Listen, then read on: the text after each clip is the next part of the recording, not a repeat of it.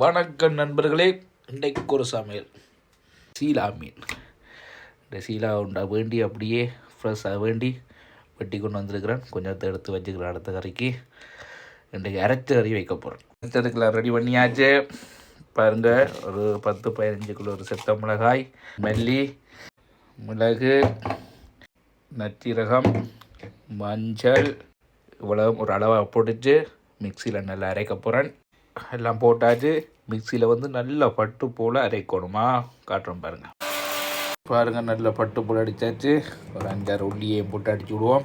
கொஞ்சம் தேங்காய் பூ போட்டும் ஒரு அடிச்சு விடுவோம். கொஞ்சம் புளியும் விட்டு உப்பும் போட்டுச்சு. இனி இதை கொதிக்க விட போகிறோம். இனி உங்களுக்கு ஏற்ற அளவுக்கு பால் கொஞ்சம் விட்டுச்சு. நல்லா கொதிக்க வந்த அப்புறம் மீனை தூக்கி போட்டால் சரி. காட்டுறோம் பாருங்கள். வந்துட்டு இனி மீன் போடலாம்.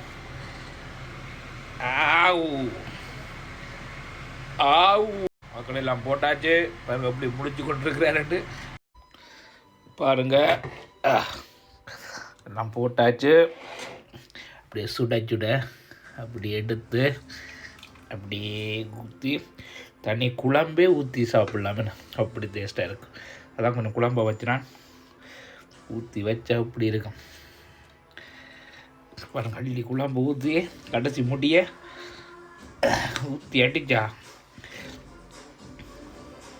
இங்கே பொன்னாங்கானி வர்ற இது.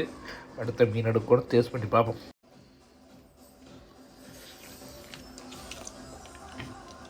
வேறு லெவல். நல்லா ஊற்றி உப்புலாம் ஊற்றி விடும் குட்டிக்கணும். வேறு லெவலாக இருக்கும். அரைச்சறிய பேர் வேறு லெவல்.